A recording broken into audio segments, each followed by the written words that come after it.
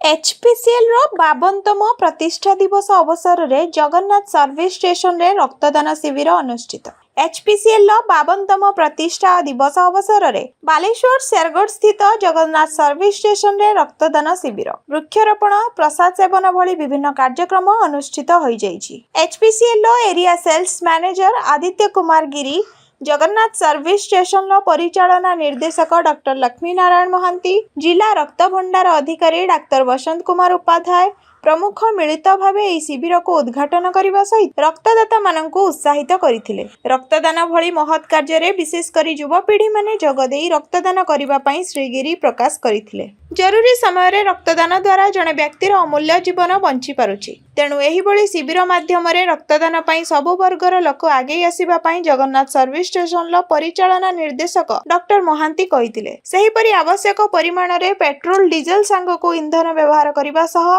परिवेश सुरक्षा पई गछ लगाइबा पई से समस्तଙ୍କୁ आह्वान देइथिले। समस्तଙ୍କୁ शुभेच्छा एवं अभिनंदन। आमर HPCL Hindustan petroleum corporation limited आज 52 इयर्स आम पदार्पण करुचु। तो आमर जो एचपीसीएल फाउंडेशन डे उपलक्षे आज आम गोटे विशाल रक्तदान शिविर आम करुचु। मेगा ब्लड डोनेशन से आम ओडिशा सह आम मिसी करुचु एवं ता सहित आम किसी टी प्लांटेशन रखु। स्पेशल गोटे बहुत गवर्नमेंट ऑफ इंडिया रो कंपनी तैल कंपनी आगु को आम चेष्टा करवा जी मात्रा आम पेट्रोल डीजेल एवं घर इंधन गैस से खर्च करवा। मोर एति आम तरफ एति आम संदेश देवा सोसाइटी को जाति को समस्त को जी दरकार से आम यूज करवा, अन्य से यूज करवानी कि आम जिते तैल गैस मौजूद रही भविष्य से भल। रक्तदान आप जानी गोटे जड़े रक्त देव माने से चारि जन जीवन को से दान कर blood donation is equal to for life.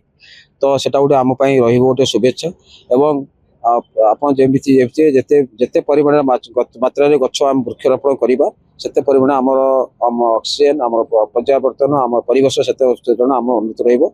जिलार विभिन्न स्थान रे आयोजित हेउथिबा रक्तदान शिविररु संगृहीत रक्त जिला रक्त भंडार रे थिबा रक्तर अभाव को पूरण करिवारे बेस सहायक होई परिबो।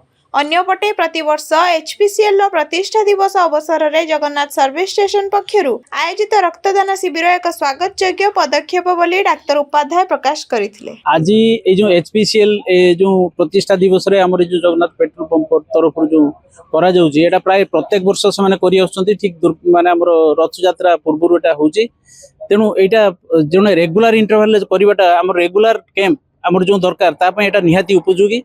आमे प्रत्येक वर्ष आमे जो जानि परिबु जे हां एई बेले आमे एटा ब्लड टा पाइबु, तेनु हमकु सेटा बहुत लाभदायक ब्लड बैंक पय।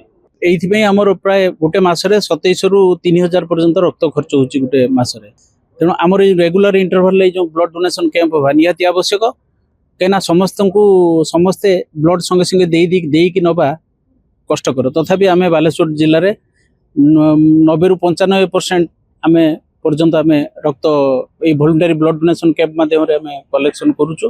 रक्तदान शिविर परे वरुण सिंह पंचायतर नीलगिरी रोड दासरथ सरकारी उच्च विद्यालय परिसर रे विभिन्न प्रकार वृक्षरोपण करा जायथिला। HPCL area sales manager Shri Giri वृक्षरोपण करबा सह छात्र छात्री माननकु एभली कार्य करबा पई परामर्श देइथिले। एही अवसर रे छात्र छात्री माननकु चॉकलेट बंटन करा जायथिला। शेष में सामूहिक प्रसाद सेवन कार्यक्रम को श्री गिरी शुभारंभ करथिले। जगन्नाथ सर्विस स्टेशन समस्त कर्मचारी कार्यक्रम परिचालन रे सहयोग करथिले।